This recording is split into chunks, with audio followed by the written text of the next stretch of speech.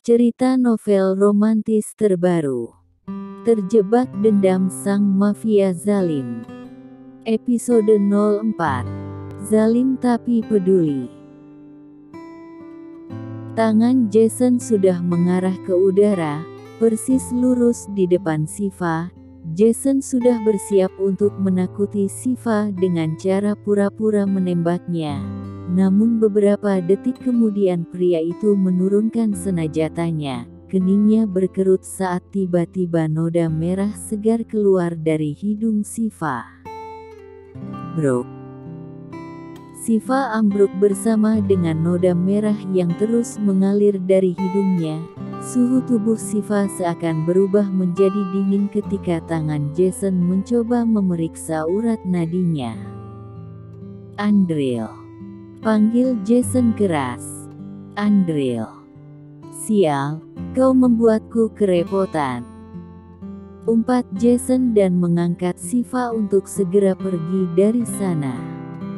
Tuan memanggil saya. Tanya Andrew yang bertemu dengan Jason di ambang pintu. Di mana letak telingamu? Apa sudah berpindah tempat? Maafkan saya Tuan. Tetapi saya benar-benar tidak mendengar panggilan dari Tuan, ucap Andrew sambil sesekali melirik ke arah Shiva yang sudah digendong oleh bosnya. Apa yang terjadi? Batin Andrew. Pria itu terlihat iba melihat kondisi Shiva, gadis mungil, muda yang harus terjerat oleh kekuasaan Jason yang begitu zalim. Nona, kenapa Tuan? Apakah dia sudah tiada? Lalu mengapa saya tidak mendengar suara tembakan? Tutup mulutmu, Andrew. Yang harus kau lakukan sekarang adalah siapkan tempat tidur untuk gadis ini. Apa dia akan Tuan bawa ke rumah utama? Ucapan Andrew berhasil membuat wajah Jason kembali menegang. Jason menatap Andrew seperti ingin menerkam mangsa. Aku tidak sudi mansionku ditempati oleh pembunuh ibuku. Kau perintahkan saja pada kepala pelayan untuk menyiapkan tempat di paviliun belakang. Baik Tuan. Saya akan segera menyiapkan semuanya. Hubungi Dr. Naza untuk menangani gadis ini. Siap, dimengerti Tuan. Jason menggendong tubuh Shiva ala bridal style, memasuki pintu utama paviliun. Seluruh pelayanan yang tinggal di paviliun harus bangun cepat-cepat untuk menyambut kedatangan tuannya. Ini adalah peraturan yang dibuat oleh pria itu, agar semua orang menghormatinya. Jason melewati belasan pelayan yang berdiri rapi di kanan kiri. Langkahnya berhenti pada kepala pelayan yang berada di akhir barisan. Pelayan tersebut menunduk hormat meskipun dandanannya khas seperti orang bangun tidur. Lain kali aku tidak ingin melihat kalian menyambutku dengan keadaan seperti ini. Apa kalian paham? Teriak Jason menggema ke seluruh ruangan. Maafkan saya, Tuan, Mira menjawab lebih dulu agar semua pelayan tidak dimarahi dengan keras, karena dia adalah kepala pelayan yang selalu dipercaya oleh Jason. Siapkan kamar untuk gadis ini, aku tidak ingin melihat dia berpenampilan seperti ini yang mengenaskan. Baik Tuan. Saya sudah menyiapkan kamar untuk ditempati oleh Nona, balas Mira. Tadi setelah Andrew menelponnya, dia langsung buru-buru membersihkan satu kamar dan membangunkan seluruh pelayan. Jalan lebih dulu, suruh Jason. Kemudian dia mengekori Mira dari belakang. Jason merebahkan Shiva di tempat tidur yang sudah bersih dan harum. Siva yang dipenuhi dengan noda merah membuat jas mahal milik Jason ternodai dengan sisa-sisa noda yang menempel di sana. Baunya sangat menyengat, amis dan anyir. Bersihkan gadis itu sebelum Dokter Naza tiba untuk memeriksanya. Apa kau paham, Mira? Paham, Tuan. Lalu bagaimana dengan Tuan? Apa perlu pakaiannya saya cuci sekarang? Tidak perlu. Kau bersihkan saja dia. Baik, Tuan. Satu lagi, kau obati luka-luka yang ada pada gadis itu. Aku tidak mau Dokter Naza mengira aku menyiksa gadis di bawah umur. Di bawah umur. Mira yakin gadis yang dibawa tuannya memang terlihat lebih muda tetapi bukan gadis di bawah umur. Meskipun begitu dia tetap mengangguk patuh. Baik, saya akan membersihkan nona ini secara menyeluruh, Tuan, jawabnya. Bagus. Pria itu duduk di sofa sebelah kasur, memejamkan matanya sejenak kemudian bangkit kembali dan berjalan ke arah Mira. Ah, aku lupa sesuatu, di mana Rita dan Siska? Tanyanya pada Mira. Nona Rita dan Nona Siska masih tidur di kamar masing-masing, Tuan. Apa perlu pelayan lain memanggil mereka untuk melayani Tuan? Mira menunduk takut ketika harus berbicara seperti ini dengan tuannya. Tidak, aku hanya bertanya saja. Kau boleh panggilkan pelayan lain untuk menyiapkan pakaian yang bersih untukku.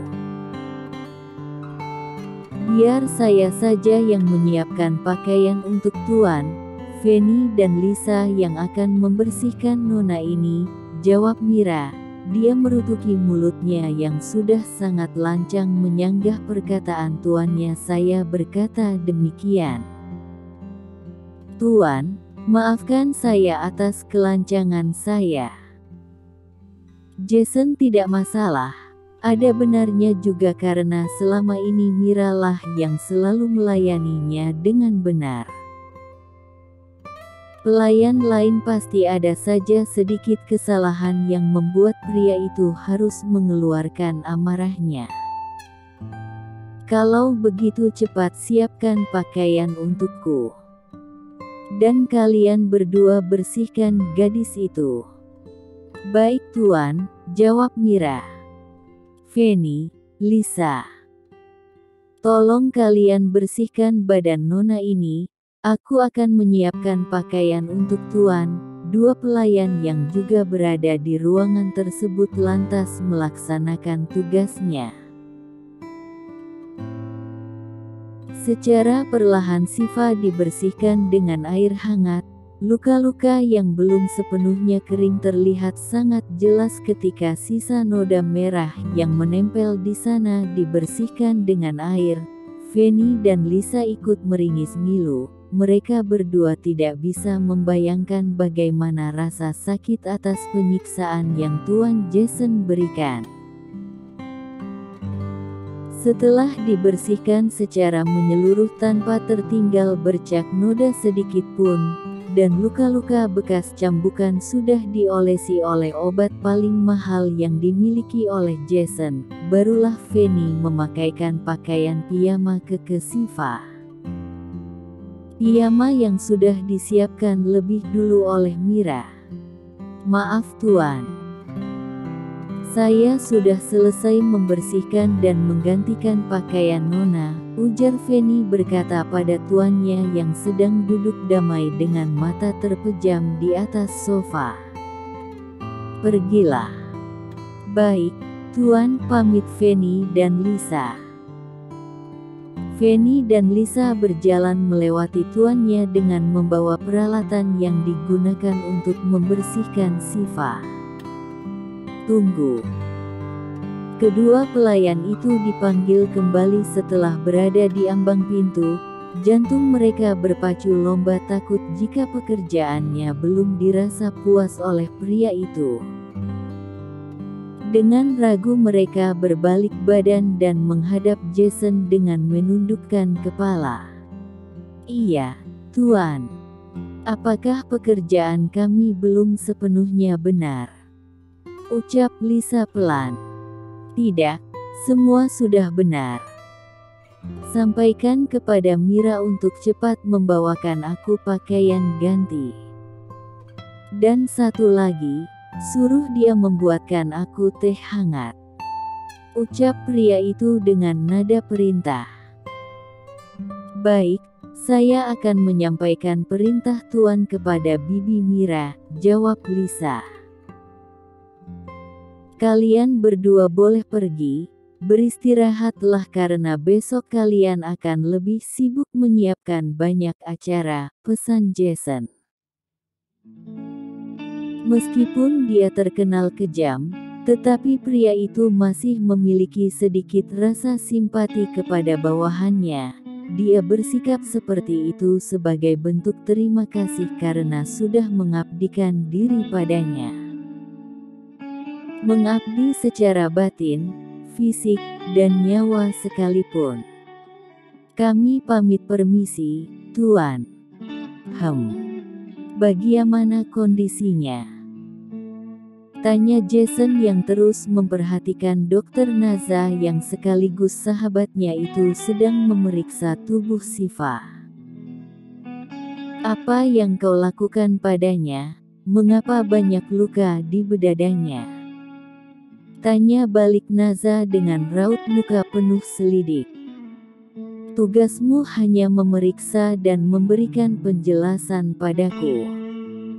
Bukan malah bertanya hal yang tidak penting," ujar Jason.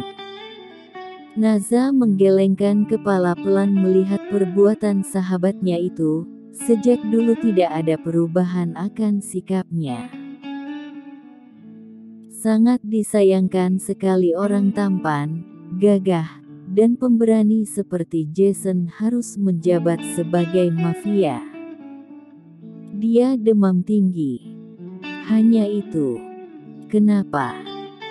Kau seperti khawatir dengan perempuan ini?" "Karena aku hanya memberikan diagnosa itu saja," desis Dokter Naza.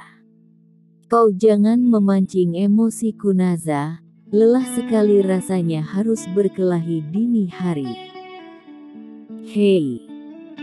Andril menelponku pukul 3 pagi. Aku pikir kau yang sakit, dan ternyata seorang perempuan yang harus kutangani. Sejak kapan kau peduli dengan seorang perempuan?" Dokter Naza mencibikkan mulutnya pelan. Jason yang melihat respon sahabatnya hanya bisa membiarkannya saja. Dia sudah sangat lelah jika harus beradu mulut dengan sahabatnya itu. Jika hanya demam, mengapa gadis ini sampai mengeluarkan noda merah dari hidungnya? Tanya Jason dingin. "Aku tidak bisa langsung memberikan diagnosa. Kau harus membawanya ke rumah sakit agar aku bisa melakukan tes laboratorium," jawab Dokter Naza yang sudah memasukkan alat kerjanya ke dalam tas kecil. Jason mencekal lengan Naza yang membuat Naza sedikit tersentak. Raut muka Jason benar-benar mengundang keributan. "Apa kau tidak waras? Aku bahkan tidak pernah berkunjung ke rumah sakit itu, sebabnya aku mempercayaimu sebagai dokter pribadiku," ujar Jason menekan setiap kalimat. "Untuk itu aku menyuruhmu membawa gadis ini ke rumah sakit. Tidak akan. Lagi pula aku menanti kematiannya. Gadis malang seperti dia masih kau tunggu kematiannya? Wah, bisa saja setelah ini giliranku yang kau bunuh," desis Naza menatap tajam ke arah Jason. Sudah cukup. Kau boleh pergi. Suruh Jason mengangkat tangannya ke udara bertujuan untuk mengusir Dr. Naza. Naza menggeleng kepala pelan. Ini obat-obatan yang harus kau tebus di apotik. Naza menyerahkan selembar kertas yang bertulisan beberapa resep obat untuk kesembuhan Siva mendatang.